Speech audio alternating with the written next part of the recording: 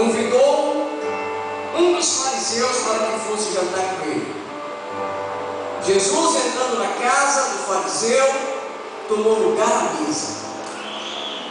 E eis que uma mulher da cidade, pecadora, sabendo que ele estava à mesa na casa do fariseu, levou um vaso de alabastro com unguento e, estando por detrás aos seus pés, chorando, regava-os com suas lágrimas e os enxugava com os seus próprios cabelos, e beijava-lhe os pés e os ungia com unguento.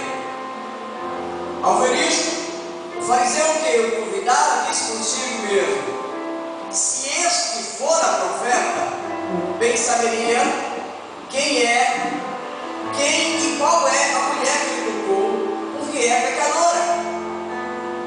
Dirigiu-se Jesus ao fariseu e lhe disse: Simão, uma coisa tenho a dizer-te.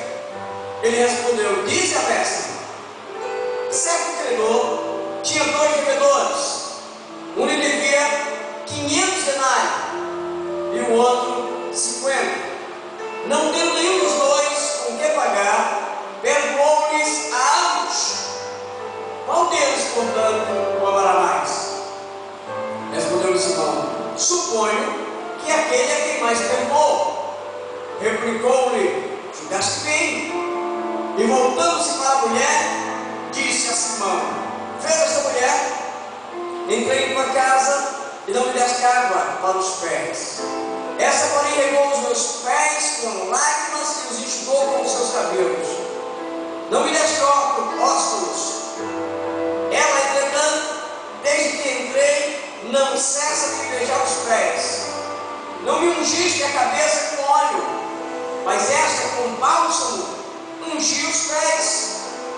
Por isso te digo: perdoados são os seus muitos pecados, porque ela o infamou. Mas aquele a quem pouco se perdoa, pouco ama. Então disse a mulher: perdoados são os teus pecados. Os que estavam com ele à mesa começaram a dizer entre si: quem é este que até perdoa pecados? Mas Jesus disse à mulher: a tua fé te salvou, vai de paz. Vamos orar. Precioso Deus, o Senhor é bom, longânimo, justo. Todos os seres dependem do Senhor para existir e para permanecer de alguma forma com vida, fazendo o trabalho para o nosso Deus. Nós só estamos aqui essa noite porque, graciosamente, o Senhor nos tem concedido essa oportunidade. Sabemos, Deus, e eu principalmente, que se o Senhor não falar esta noite, não temos motivo para nos reunir aqui, para ler este livro e para tentar entender. Eu amo Deus por causa dos seus atributos de bondade, de misericórdia, de benignidade. Eu amo que o Senhor abra o nosso entendimento, e mais do que isso, o Senhor mesmo ministra o coração de cada um de nós, nos dê entendimento da palavra. Use a minha vida apesar de mim, tire água da pedra. Faça, Deus, com que seja mostrada a revelação da sua palavra por causa do seu próprio nome, da sua própria palavra, do Senhor mesmo. E faça a transformação do pregador, dos ouvintes, daqueles que estão dentro e fora do templo, nos arredores, na vizinhança e a todos os lugares onde a palavra chegar. Em nome de Jesus, nós esperamos. Usa a minha vida apesar de mim. Fala com o teu povo. Oramos no nome de Jesus. Amém.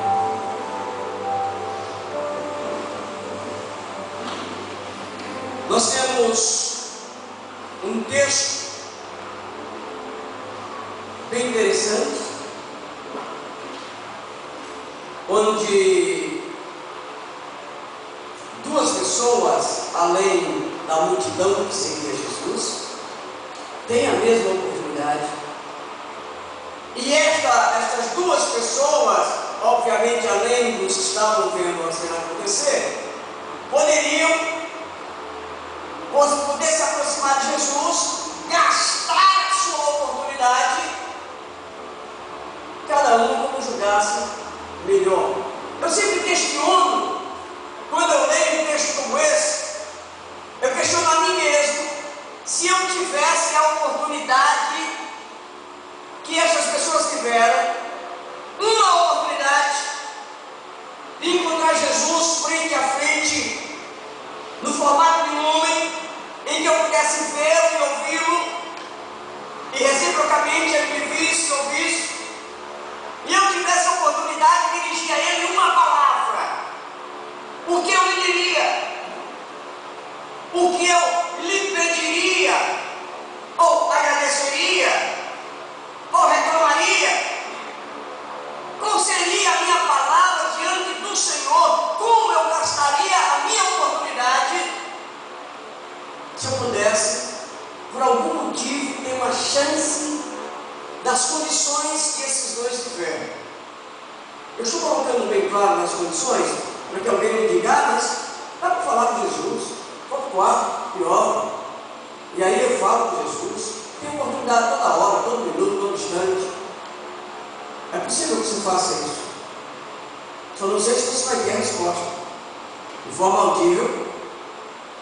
Com certeza ele vai escutar, se ele vai te responder da forma convincente de que ele estava lá, como é aqui o caso desses dois.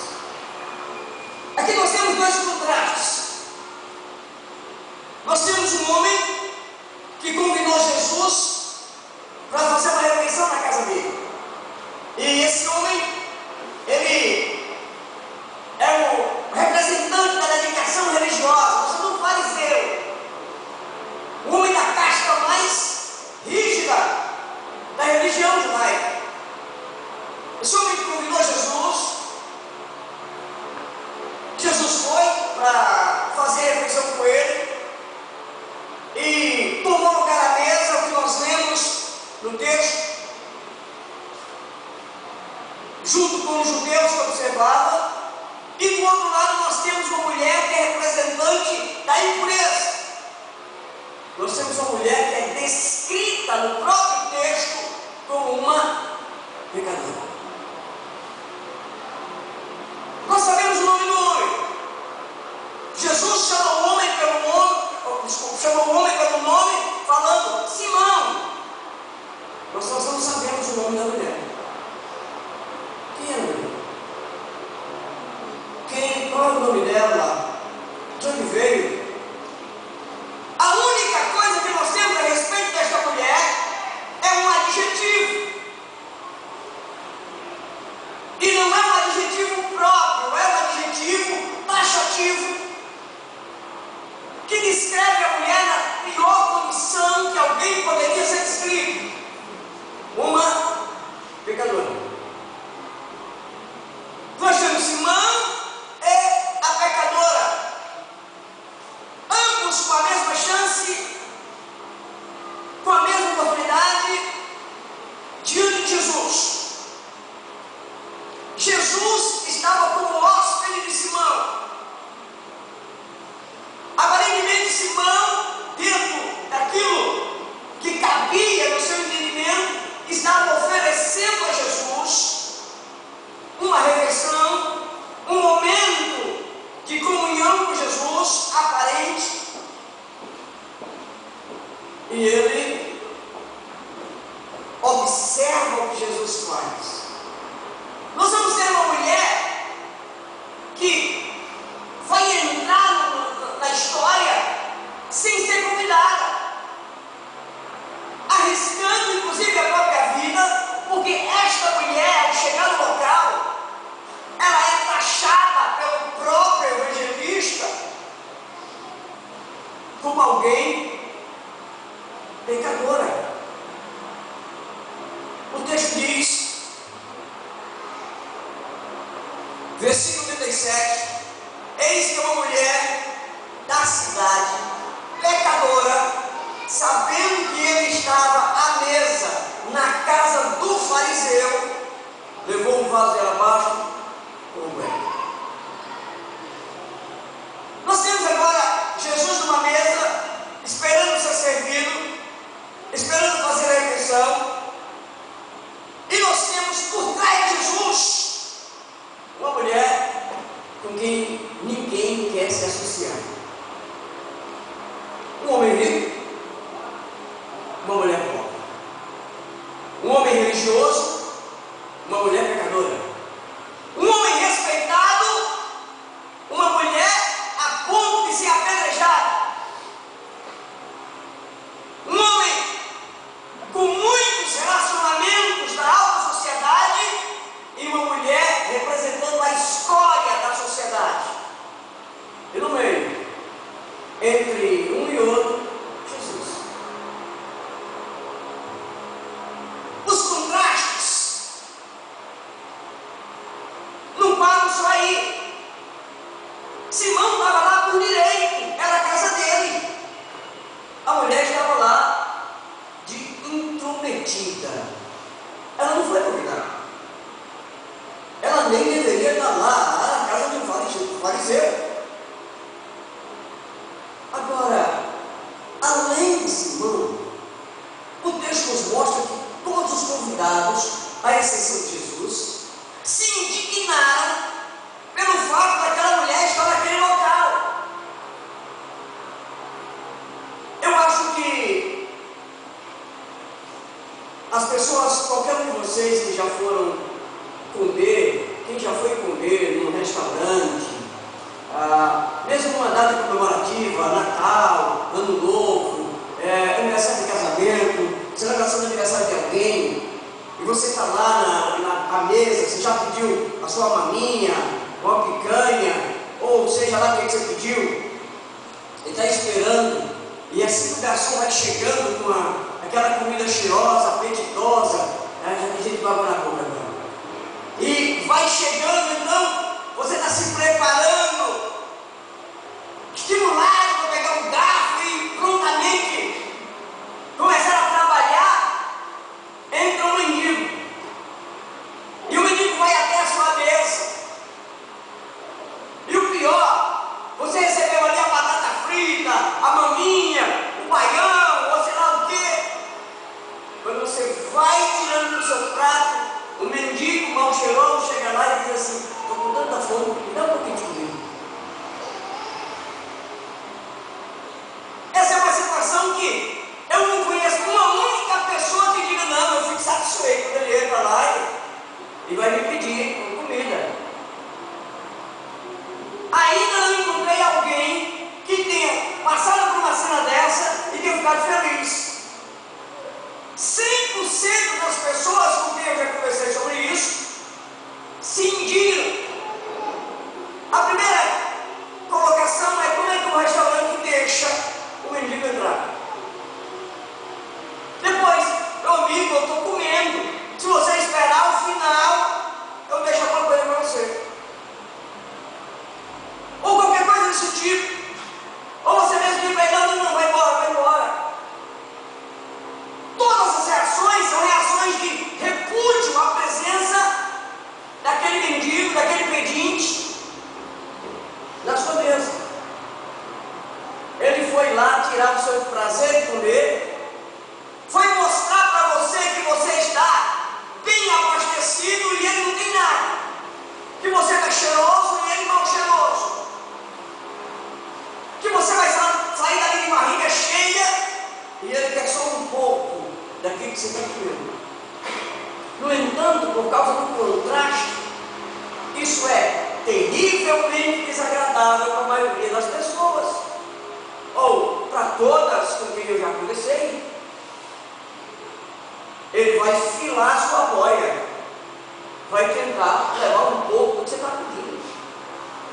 Por mais insignificante que seja o que você vai dar para ele, se você for dar, você não dá de bom grado. Nem ninguém puxa a cadeira e sente aqui, meu amigo, nesse restaurante chique, que eu estou pagando muito caro por isso aqui.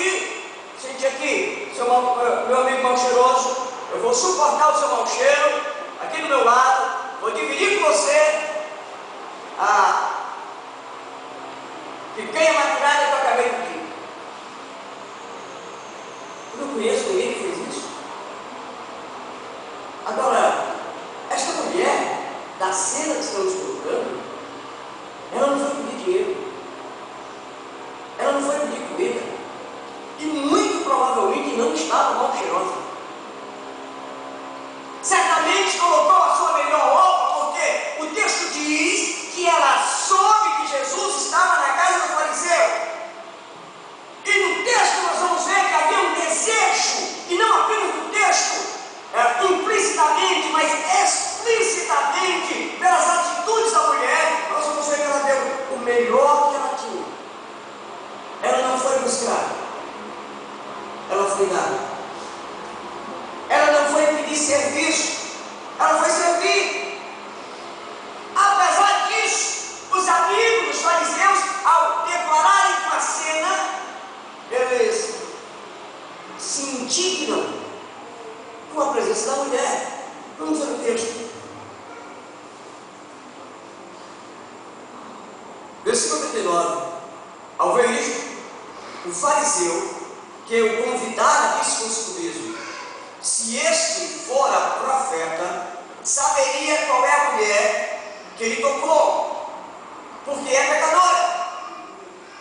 A ideia do homem é o seguinte: eu convidei esse camarada para vir à minha casa, ele é aclamado como profeta, mestre, mas eu estou vendo que ele não é essas coisas todas não.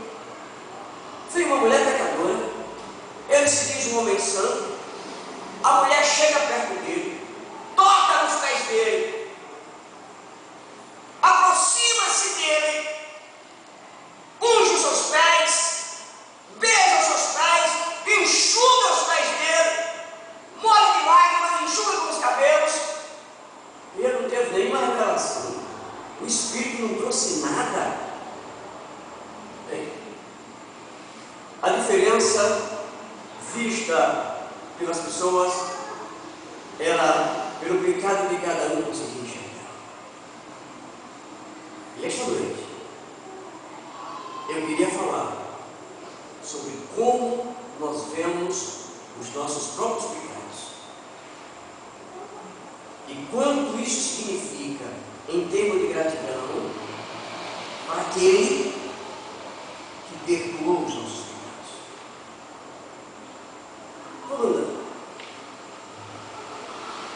A visão que eu passei para vocês é a visão do fariseu, é a visão dos convidados, é até certo ponto descrita pelo evangelista Lucas como a visão principal, mas não é descrito em seguida com os mesmos detalhes a forma como Jesus vê, porque para Jesus também tinha contraste. Só que para Jesus inverteu as coisas. Quem era o herói, que se achava o herói, no caso, o fariseu que convidara, para Jesus, ele ia ser um vilão. E a mulher que era de penetra, vai se tornar agora alguém que Jesus vai colocar como a pessoa que vai ser perdoada, que vai receber a graça, a salvação.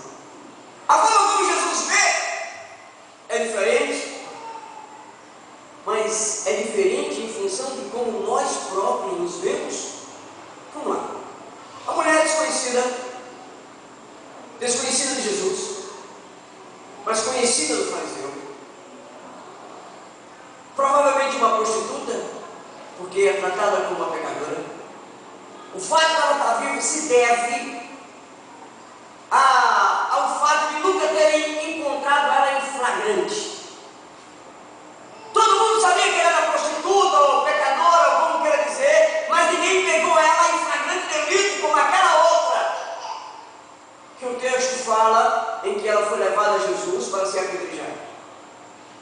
Então sabiam que ela tinha algum tipo de relacionamento com homens casados, porque para ser adultério pelo menos um deles tem que ser casado, ou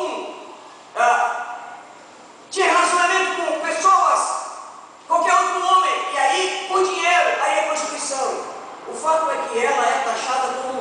a mulher pecadora. A mulher pecadora foi até Jesus. Por trás, furtivamente, e começa a chorar aos pés de Jesus. Ela não dá uma única palavra. Ela não pede nada. Comparando com o mendigo que entrou para comer no restaurante onde você estava, a mulher não incomodou. Pelo contrário, a mulher se põe numa posição de humildade, sem dirigir uma única palavra, por favor, me dê isso, colabore, estou com fome. Enquanto as pessoas estão em torno da mesa para comer, a mulher não está olhando para a comida. E também não interessa as outras pessoas, há interesse apenas em uma pessoa. Muito bem. A mulher não para de beijar os pés de Jesus. E aí, versículo 38. Estando por detrás, aos seus pés, chorando, regava-os com as suas lágrimas, e os enxugava com os próprios cabelos, e beijava os pés, e os ungia com o leito.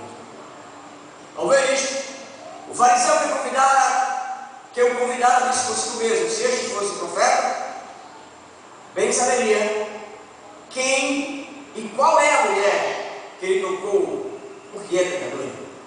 Versículo 40.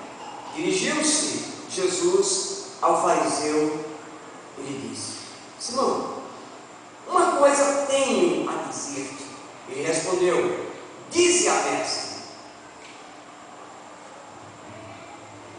O fariseu estava considerando consigo mesmo, em pensamento. Ele não despertou. Ele não disse: ei, Jesus, tem alguma coisa errada aí com a sua profecia. Tem alguma coisa errada aí com a forma de você, com a sua santidade. Como é que um santo toca no profano ou o profano no santo, e o santo não sabe que o outro é profano? Ele só pensou, ponderou consigo mesmo. Jesus calmamente, na mesa do fariseu, na casa do fariseu, durante a alimentação do fariseu, ele disse: Simão, eu tenho uma coisa para falar contigo. Simão disse: tudo bem, mestre, pode dizer, estou aqui para ouvir. Não dá para especular o que passou pela cabeça de Simão. Mas assim, longe da situação, o que pensaria o fariseu? Ele descobriu que a mulher é pecadora. E ele certamente vai dizer: Simão, essa mulher frequenta a tua casa? Como pensaria o fariseu? Como pensaria você? Se você convidasse, eu vou colocar descendo nível bem baixo, bem baixo. Se você convidasse um pastor para ir para a sua casa, e na vizinhança tivesse uma mulher desse tipo, e você convidasse o pastor para almoçar na sua casa, eu estou descendo, o nível de comparação é muito baixo. É somente para levar você para dentro da história. E aí, na hora que o pastor estivesse sentado na sua mesa, entrasse aquela mulher que todo mundo sabia que ela era o que era. E você esperava que o pastor, olhando para a mulher, percebesse que ela era, mas o pastor não falasse nada. E você consigo mesmo pensando: esse é o homem de Deus com revelação. Por que não percebe aí? Essa mulher está tocando nele, está fazendo carinho nos pés dele, e ele não diz nada. E aí de repente o pastor disse para você: olha, eu tenho uma coisa para te dizer. O que você pensaria? Ele descobriu? Ele vai me repreender porque essa mulher visita a minha casa, porque essa mulher está aqui. Bem, o texto diz o seguinte: Jesus diz para Simão que vai dizer algo. Em 41 diz: certo credor tinha 2 devedores. Um lhe devia 500 denários e o outro 50. Não tendo nenhum dos dois com que pagar, perdoou-lhe ambos. Qual deles, portanto, o amará mais? Quando eu li esse texto, eu tinha dificuldade na conclusão desse texto, porque ele termina dizendo que a quem muito ama, muito se perdoa. E parecia para mim, no meu ouvido, como uma recompensa. Quer dizer que se eu amar muito, eu vou ser muito perdoado. Ou como é que funciona isso? Mas não é bem isso que o texto diz, vamos entender.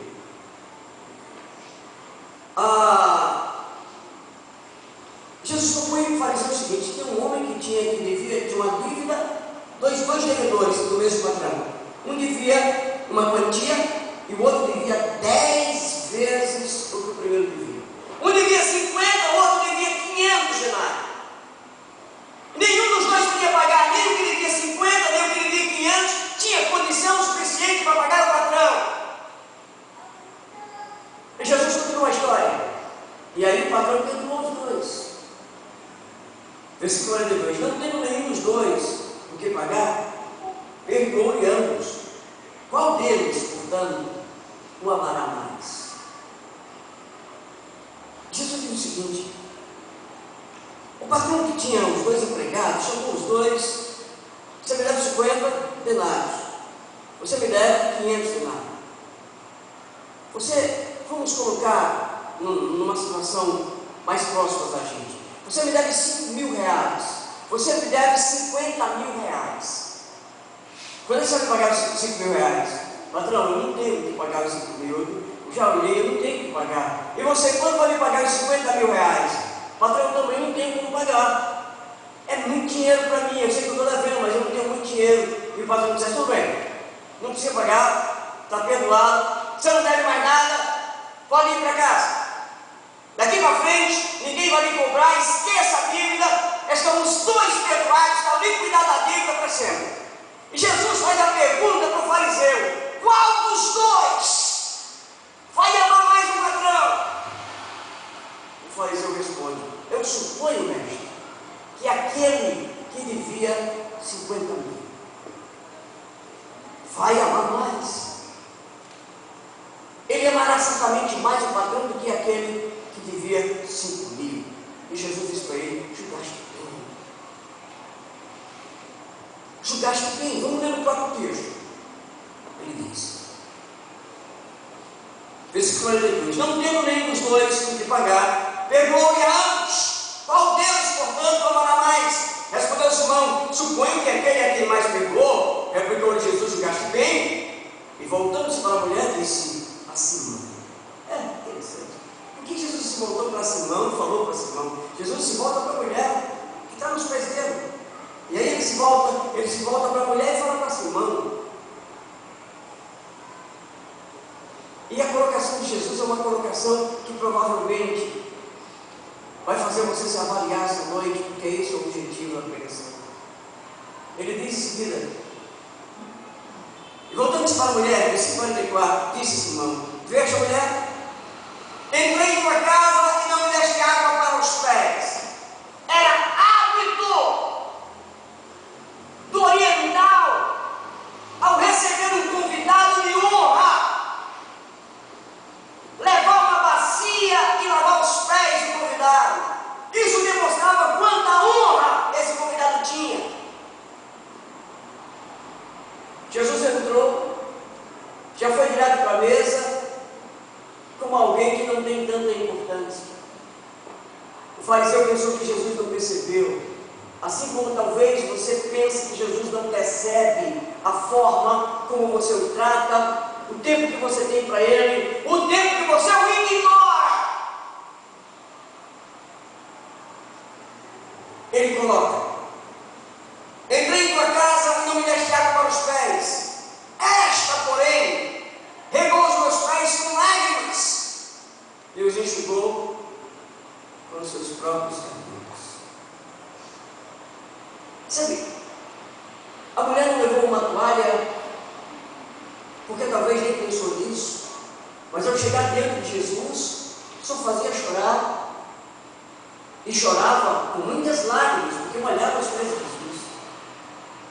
E provavelmente envergonhada por estar molhando os pés de Jesus com suas lágrimas, ela usou a si mesma para enxugar os pés de Jesus.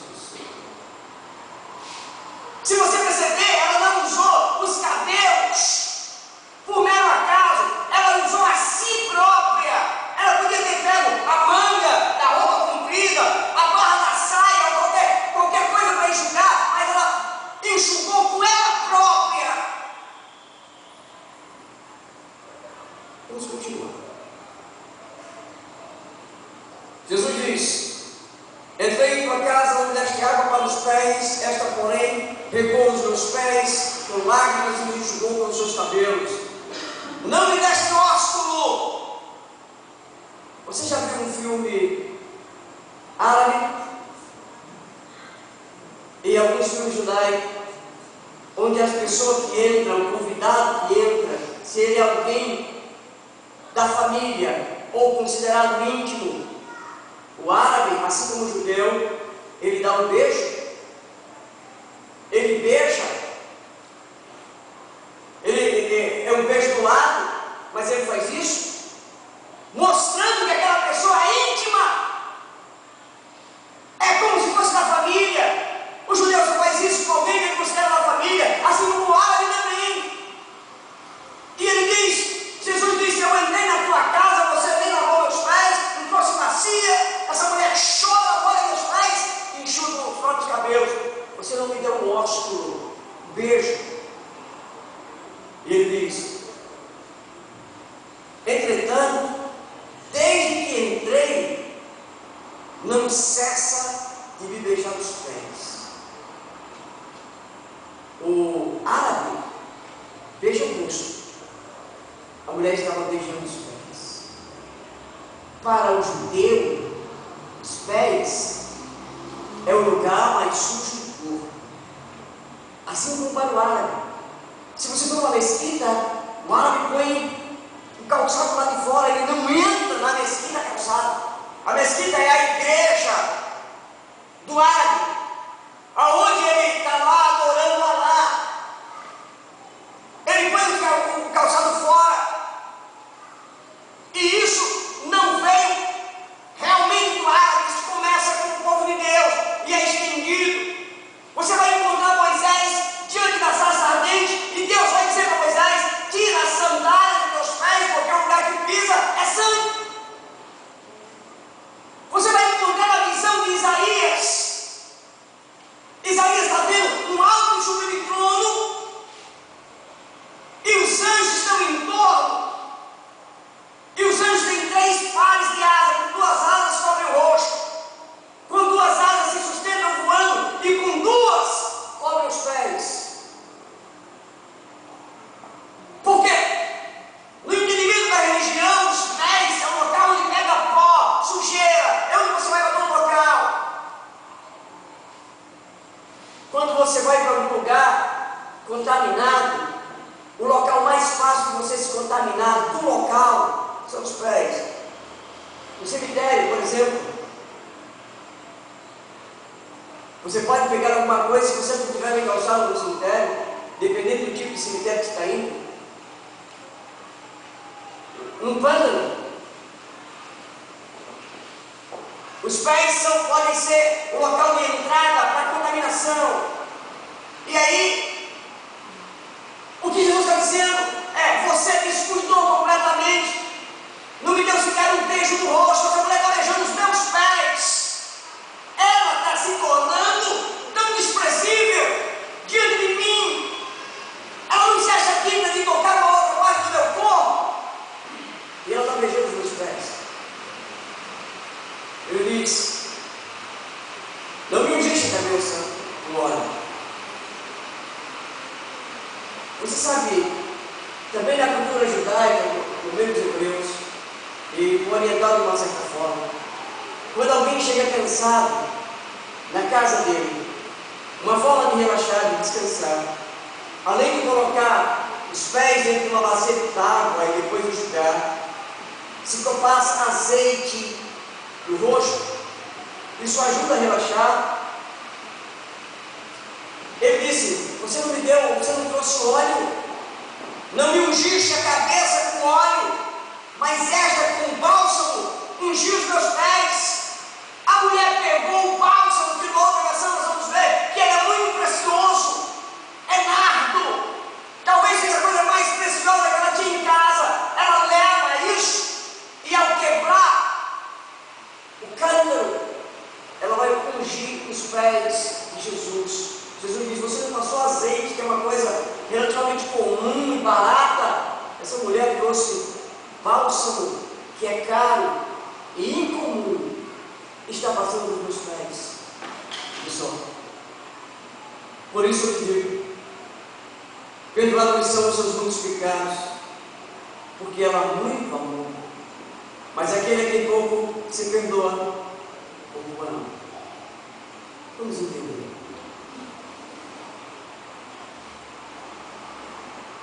Se você for, se alguém você for fazer uma compra no supermercado e der um valor, por exemplo, deu R$80,10. Aí você fala, eu não tenho os 10 centavos. E a pessoa do caixa diz, não, tudo bem, pode ir embora. Você fala para ela, muito obrigado. Mas você, ao sair de perto dela, 5 metros depois, você não lembra mais. Ela não vai ser mais. Agora, se você que paga aluguel atrasar 2 meses de aluguel e o camarada vier na sua casa cobrar, ou 3 meses que você pode ser colocado para fora depois de 3 meses, consecutivo sem com aluguel atrasado, a justiça põe você para fora, não tem nenhum advogado que segure você dentro, porque você assina um contrato, e aí o dono da casa vier, depois de 3 meses de aluguel sem pagar, ele chegar para você, e você, ao vê-lo, sem palavras, ao encontrá-lo, para dizer que não tenho que pagar, ele dizer, não, eu não vim aqui lhe cobrar não. Eu vim dizer para você, está perdoado. Você não precisa pagar nada. Você não está devendo nada. Você acha que a pessoa, a inquilina ou o inquilino que mora nessa casa, vai esquecer rápido disso? Você acha que essa pessoa vai esquecer os 3 meses? Ela já passou 3 meses sabendo que ela seria colocada para fora, recebeu cartas de cobrança do escritório de advocacia, da imobiliária, e aí finalmente chamou um dono na casa, e ela está sabendo que vai ser despejada a qualquer momento, e o dono da casa diz para ela, eu vim aqui dizer para você que você não tinha pagado nada. Você acha que ela vai esquecer disso? Agora imagine uma outra cena. Se você estivesse morrendo afogado, por algum motivo, porque você não sabe nadar, cãibra, você acidentou e caiu no mar ou numa piscina, e alguém pulasse na piscina, ou no mar, ou no rio, e tirasse você de lá, você esqueceria dessa cena? Quando eu era menino, eu, morando na cidade do Crato, eu fazia um curso de eletricidade no Senai. E quem era aluno do Senai tinha direito a uma carteira de sócio do clube que era vizinho. E esse clube promovia festas, etc. e tal, e tinha uma grande piscina. E eu tinha pouca idade, talvez entre 12 e 13 anos, e eu não sabia nadar. Mas daquela época para cá eu já treinei bastante, continuo sem saber.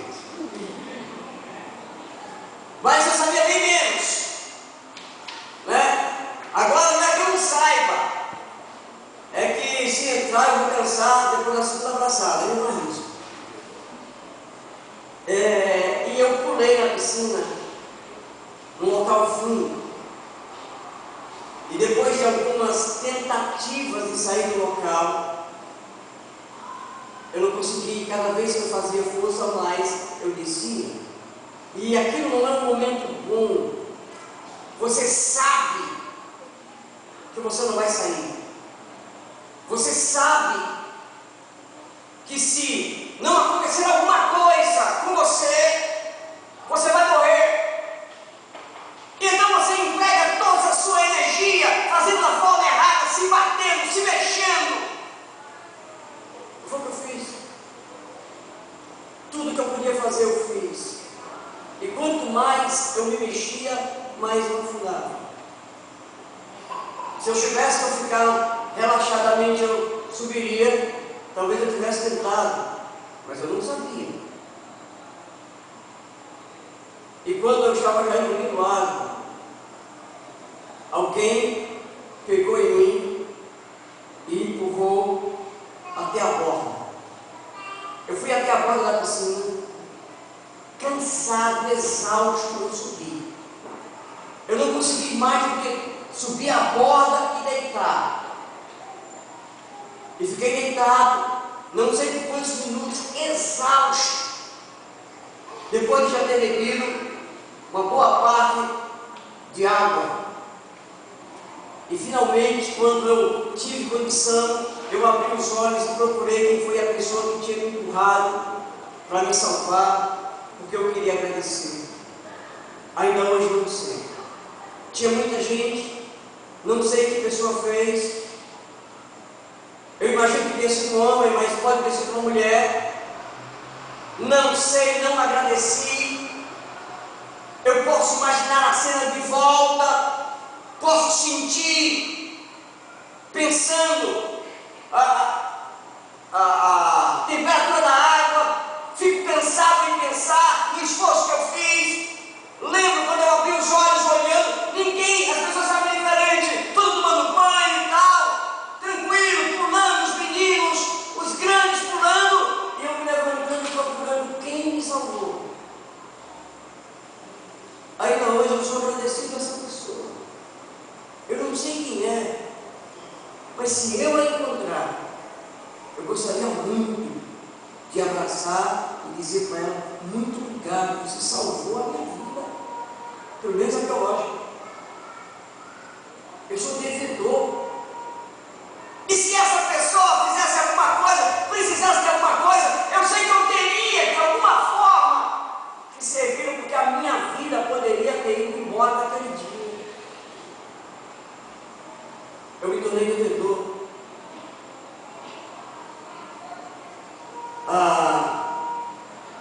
Quando eu vim morar em Fortaleza, primeiro eu vim para o seminário teológico, você para. Vocês conhecem a história? Depois eu saí, teria que voltar para o Crato. A minha família é muito pobre, e eu tinha vergonha de voltar para o Crato, porque eu me sentiria um fracassado. Vim para Fortaleza para fazer alguma coisa e voltar sem nada. E resolvi vir de novo para Fortaleza, sem nada e sem ninguém. Sem parente, sem nada. E fui para um pensionato para pagar, no final do mês, o meu tempo sem ter emprego e sem ter nada aqui. Não foi fácil. E um dia eu estava sem nenhum dinheiro. Eu tomei um ônibus errado e fui com um conjunto que eu nem sei que conjunto era, porque na época eu era recém-chegado em Fortaleza. E quando eu percebi que o ônibus era errado, eu já tinha ido muito, muito longe. E eu desci nesse conjunto e fiquei sem saber o que fazer para voltar. E encontrei uma senhora. E eu entrei numa igreja. Essa senhora estava na igreja. E ela estava rezando, eu também estava procurando ajuda, rezando também, eu era católico. E eu comecei a contar para a mulher meu desespero. Sem dinheiro, perdido. Ela abriu a bolsa. Tudo que ela tinha em dinheiro, ela tirou e me deu. E me deu o endereço dela. E disse assim: se o meu marido estivesse aqui, certamente ele ia lhe ajudar muito. Com aquele dinheiro eu voltei para casa. E fiquei muito feliz porque eu pude resolver o problema daquele dia. Na primeira oportunidade eu peguei um ônibus, procurei o endereço e fui na casa da mulher. Antes liguei e ela ficou me esperando. Quando eu cheguei lá, o marido me recebeu muito mal. Certamente ele achava que eu era um aproveitador, um trombadinha, ou sei lá o quê. E ele falou muito mal e muito áspero, e não deixou a mulher falar comigo. De forma nenhuma não deixou que a senhora falasse comigo,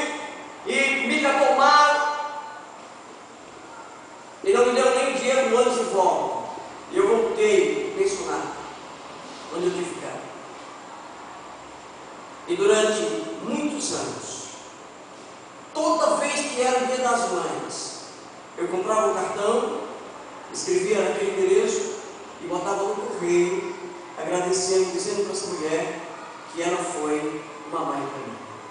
Ela já era bem idosa, então certamente ela já faleceu, não tem como não ter falecido. Mas durante muitos anos, no Dia das Mães, eu ia no correio, escrevia uma mensagem de carinho, de amor, e colocava em agradecimento pelo que ela fez, por ter me encontrado com um desconhecido, abriu a bolsa sem medo, tirou um pouco que ela tinha, entregou na minha mão, me deu o endereço dela para que eu fosse lá para o marido me ajudar, apesar de ter sido tratado pelo marido como foi. Por que você está falando isso, você pergunta? Simples.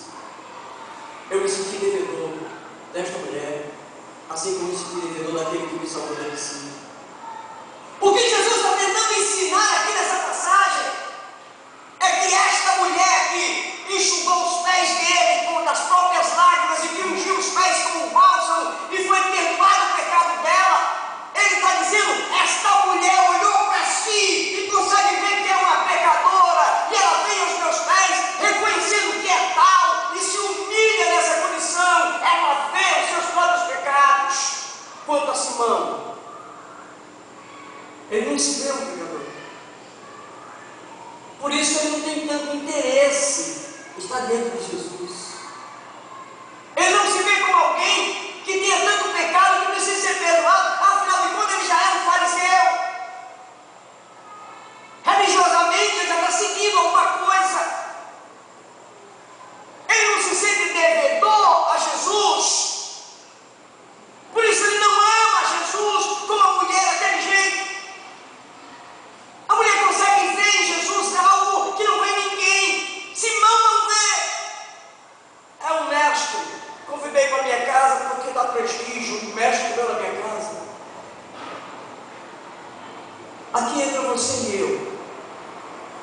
A diferença da história do amar muito, porque foi perdoado muito, é que se você encontrar, escute isso, se você encontrar um traficante, nós conhecemos um ex-traficante, nós conhecemos e a igreja, parte da igreja conhece, um homem que matou muitas pessoas, um homem que no Recife, ele matava e ele dizia que matava só qualquer queda, sem nenhum sentimento pela pessoa que estava caindo morta. Ele era o dono do lugar e ele instituiu uma lei que ninguém podia matar na favela. Quem quisesse matar, matava fora. E ele teve que sair de lá porque um dia ele matou um camarada, rapaz, num banco de praça. O cara chegou com ele e ele não quis ficar por baixo, matou a paulada. Mas ele matou vários, além de droga e de outras coisas que fez. Depois que esse homem aceitou Jesus, ele se sujeita a ir a qualquer lugar e fazer qualquer coisa na obra de Deus, porque ele tem uma dívida de gratidão para Deus. Ele consegue se enxergar quem ele era. Ele já teve aqui na igreja, ele esteve na África, ele estava se preparando para ir para a Venezuela, estava em Minas Gerais, passou de uma igreja, eu não sei onde ele está agora. Nós conhecemos a ele, a esposa e os filhos. Antes dele ter os filhos e depois que os teve. Uma pessoa muito, muito querida para nós, muito cara para nós, alguém que nós estimamos de verdade. Ele tem um defeito, ninguém é perfeito, ele é corintiano. Mas dá para a gente conviver. Brincadeira com os corintianos, eu não fico com a ironia, só brincando. Pessoas que são perdoadas de coisas graves, depois que se convertem, não querem voltar nunca mais atrás, porque olham para si próprio, conseguem ver quem elas eram. Paulo, o apóstolo, ele muitas vezes se apresenta como o menor dos apóstolos. Ele teve a oportunidade de viver uma vida cristã religiosa. Ele teve motivos, como a maioria das pessoas que estão sentadas hoje ouvindo a minha voz aqui, acha que estão fazendo o máximo, porque vem para o culto no domingo, alguns na terça, alguns na quinta, tem uma Bíblia, ora de vez em quando, agradece quando vai dormir, agradece a refeição, agradece alguma coisa no dia, acha que é o suficiente, não deve mais nada a Deus. Talvez você não sinta digno de gratidão, porque você não sabe o que é estar sendo afogado e alguém lhe tirar. Você não sabe o que é você não ter nada e alguém abrir a bolsa e tirar tudo que tem que dar para você. Você não sabe o que é você estar sendo perseguido pela polícia, perseguido pelos outros marginais, perseguido pela própria consciência, e Deus perdoar. Porque o texto está dizendo é que essa mulher conseguia se enxergar e ver quem ela era. Ela era pecadora não apenas aos olhos das outras pessoas, ela também se enxergava como uma grande pecadora. E quando Deus, quando Jesus o perdoa, a perdoa, não a perdoa simplesmente porque ela pediu, ela não pediu nada, ela só se humilha, ela dá o melhor dela, percebe quem é Ele. Mas o outro era um fariseu. O outro sabia das coisas, o outro conhecia a religião, ensinava sobre Deus, o outro ia para a igreja. Eu pergunto, quem é você dos dois? Você é alguém que, porque um dia aceitou Jesus, você acha que você não precisa mais nada? Você acha que você é alguém que não tem dívida, nem sequer de gratidão para com Deus? Uma coisa é você servir porque você tem uma dívida de gratidão, uma dívida de amor, aquela que você aceita Jesus e agora você dá a vida por Ele, porque Ele deu por você. Outra coisa é você serve ao Senhor quando você tem tempo. Qualquer coisa é mais importante. Um aniversário, um shopping, uma visita a não sei quem. A questão da mulher e do fariseu é que a mulher reconhecia a necessidade dela e a dívida que ela tinha para com o Senhor, por saber quem ela era, e ainda assim Deus o perdoava. O fariseu achava que não tinha tanto. Talvez você ache a mesma coisa. Você vem para a igreja, você ora, você agradece a Deus, você dá o dízimo. Então, você sempre diz assim: tem gente pior que eu, tem gente pior. E aí você acha que você não precisa se dobrar diante do Senhor, e você não tem a vida de gratidão, e você não acha que deve a vida a Ele, você não acha que deve a sua salvação, você não enxerga a cruz que era para você e que Ele tomou no seu lugar.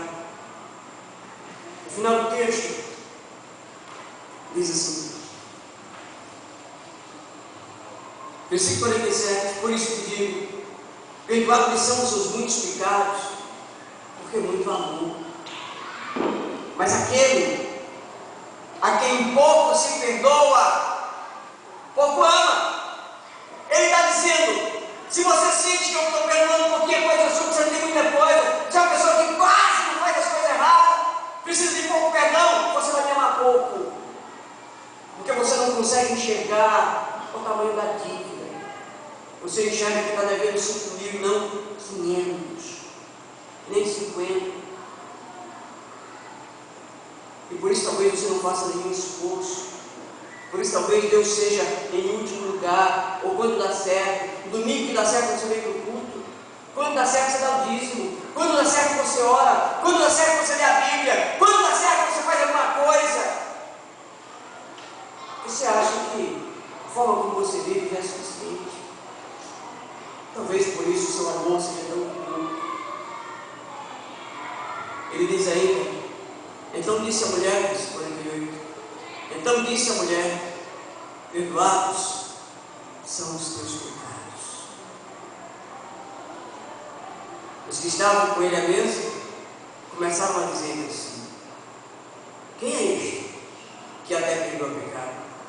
Mas Jesus disse à mulher: a tua fé te salvou. Vai em paz.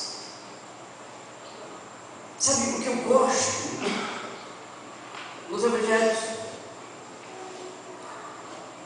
É que ele não gasta tempo com aquilo que não se deve perder tempo. Lucas não vai dizer: aí Jesus comeu, se levantou e saiu. E aí Simão ficou dizendo: ele está assim, ele disse aquilo, ele justificando.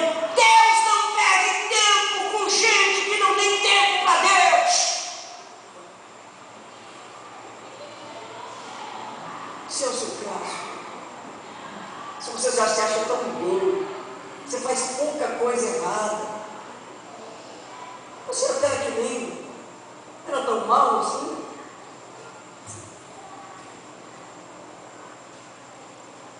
Você não matava, você não roubava, se prostituía, você não fumava maconha, você não pegava cocaína, crack, haxixe, você não sequestrava, não fazia nenhuma coisa desse tipo, então você está tranquilo, né? Então eu quero dizer uma coisa. Tiago diz, você precisa saber disso, que aquele que quebra um dos mandamentos se torna culpado dos 10. É claro que quem peca muito, quem peca menos, as consequências do pecar têm muito a ver, mas não em relação à distância com Deus. Tanto faz você pecar pouco como muito, você está longe de Deus. E precisa saber que para voltar a Deus, a sua dívida tem que ser paga ou perdoada, que foi o que Jesus fez. Você precisa enxergar a Deus e se enxergar como culpado pela cruz. O motivo de Jesus estar lá é você. O motivo de Jesus ter morrido foi você. Se você aceitar, você recebe o perdão do Senhor. E se você entender, você será devedor e grato a Deus pelo resto da sua existência. Mas se você não entender, você será igual a esse fariseu, condenando pessoas. Aquele é pecador, aquele fez isso, aquele fez aquilo. Você não consegue se enxergar, olhar para você mesmo, o que você tem feito, o que você tem pensado. É interessante porque a Bíblia faz a seguinte colocação. Jesus fala a respeito do adultério como um pecado. A Bíblia fala sobre adultério como um pecado. Jesus diz assim: qualquer homem que olhar para uma mulher com uma intenção impura já pecou no seu coração, já adulterou no seu coração. Os dois cometeram adultério. As consequências vão ser diferentes, porque um foi além, cometeu adultério na prática, o outro cometeu só no desejo. Mas diante de Deus, os dois ficaram. Como consequência, quem de fato cometeu foi as vias de fato. Bem, serão bem maiores as consequências de quem apenas desejou. E pelo fato de desejar, não quer dizer que você não possa pôr um freio e parar e pensar: eu não vou continuar, eu não vou chegar às vias de fato. Algumas pessoas acham que só pecam se elas forem até finalmente. Eu vou terminar com isso que eu vou dizer. Eu aconselhei um casal. O casal disse que eu perguntei, eles estavam se preparando para casar. Eu perguntei: como é que está a vida de vocês? Estou? Tudo bem. Está tudo bem? Tudo bem. Ela está morando aonde? Na casa dela. E você? Com ela. Como assim? Cristão, dentro da igreja, está certo isso? Não, pastor? mas não está acontecendo nada. Como não está acontecendo nada? Vocês estão dormindo em quarto separado? Não, é no mesmo quarto, mas não está acontecendo nada. Como não está acontecendo nada dormindo no mesmo quarto? Vocês estão dormindo em cama separada? Não, é na mesma cama, mas não está acontecendo nada. Quer dizer que vocês dormem na mesma cama, não se encostam um no outro. Não, a gente se encosta, mas não está acontecendo nada.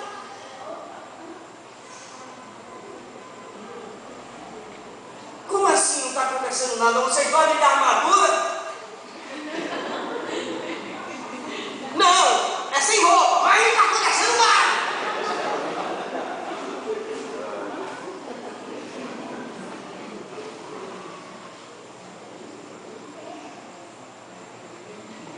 Ela continuou viva. Não está acontecendo nada.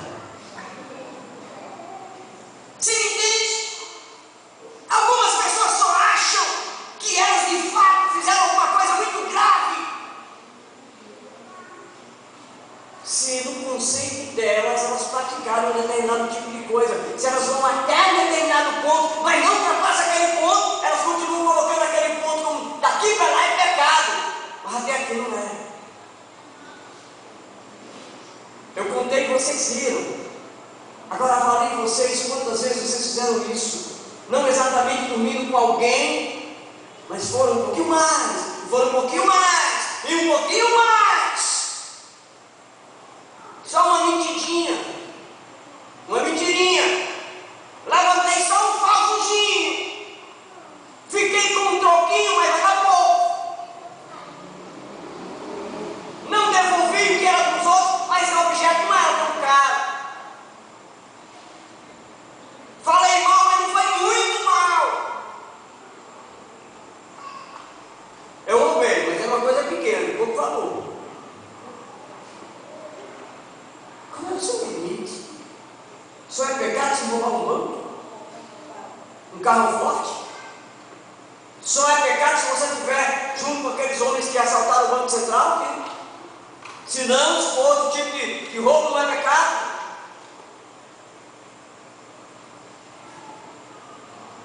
Olha para você. Quanto você se sente agradecido a Deus por Ele ter salvado a sua vida? Você entende que você estava sem saída e era pecador, e que o que você cometeu não tinha jeito para você pagar, e que você é devedor do resto da sua existência a Deus, e que por causa disso você tem uma dívida de gratidão que você deveria servir porque você o ama. Se você não entender, você continuará amando o pouco. Você acha que ele pegou pouco, por isso você ama muito. Mas as pessoas que olham para si o tempo inteiro percebem que eram terríveis e que ele perdoou muito, você o amará muito. Se essa noite, diante de tantas coisas simples, você percebeu que está na hora de você mudar de vida, que esse é o momento de você avaliar, na verdade, sua vida, o seu coração. Avaliar a necessidade de você entregar a sua vida a Jesus. Então, talvez a palavra tenha funcionado para você. Se você acha que você não precisa nada, se não também não precisa achar, já trabalhou na igreja, ele já lia as escrituras, ele já interpretava, até ensinava para as pessoas. Bem, não tem pouca coisa para você perdoar. A mulher era do mesmo povo, mas se sentia terrivelmente pecadora. Se você sente que precisa me confessar, então aí você está. Se você quer fazer isso, comece a pedir perdão a Deus aí onde você está. Peça Jesus vai entrar no seu coração, com suas próprias palavras. Diga a Ele quão arrependido você está e que você precisa da ajuda dele,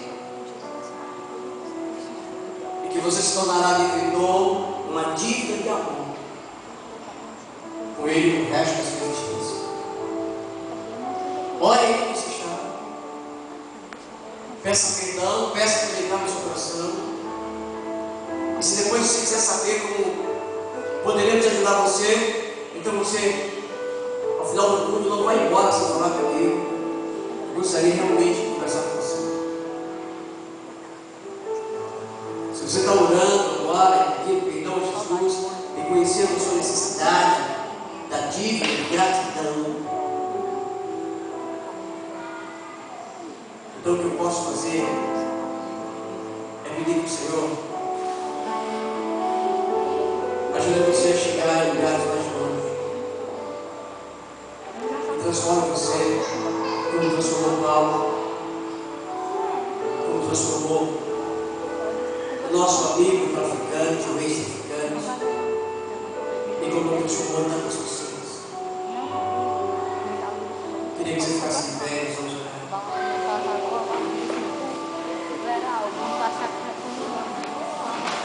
No próximo sábado, 7h30 da noite, nós temos um encontro com os jovens aqui na igreja. É o Projeto Jovem. Próximo sábado. E no sábado seguinte, que é o segundo sábado do mês, eu estou convidando todas as pessoas casadas ou que vivem maritalmente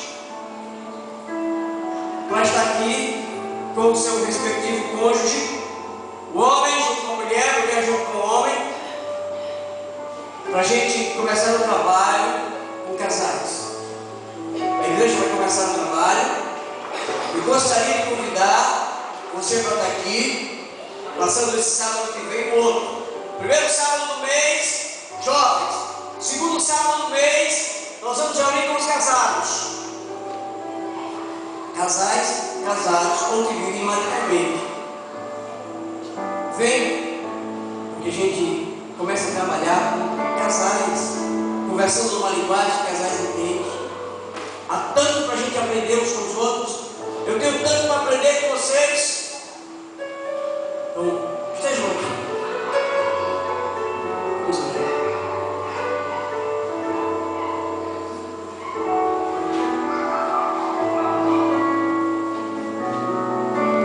Deus Santo, somente quem consegue enxergar quem era ou quem é, será grato ao Senhor até o último dia de vida. Somente quem consegue olhar para si mesmo e ver o que já fez de errado, quantos pecados cometeu, olha para si e sente o cheiro da podridão do erro, passando nas suas veias, na sua carne, pela imoralidade, desonestidade, infidelidade, pela desonra, por ter enganado tantas pessoas, ludibriado, tentado levar vantagem, até mesmo usado drogas ou assassinado alguém. Só quem consegue olhar para si e perceber o traste imprestável que é, ao saber que o Senhor está pronto para me perdoar, que o Senhor quer perdoar essa pessoa, quer zerar a conta dela. Eu sei que essa pessoa será agradecida ao Senhor por todo o tempo que foi feito.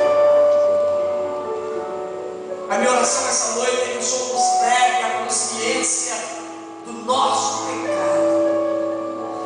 Mas não apenas saber que temos, que o Senhor nos conduza para o arrependimento. E nessa condução, que o Senhor nos leve até a cruz, até os seus pés, para reconhecermos o seu senhorio e declararmos dentro e fora de nós que Tu és o Senhor Salvador da nossa vida. Agora vai nos levar a casa. E a graça do nosso Senhor e Salvador Jesus Cristo, o amor do Pai, a comunhão e a doce consolação do Espírito Santo seja com cada um.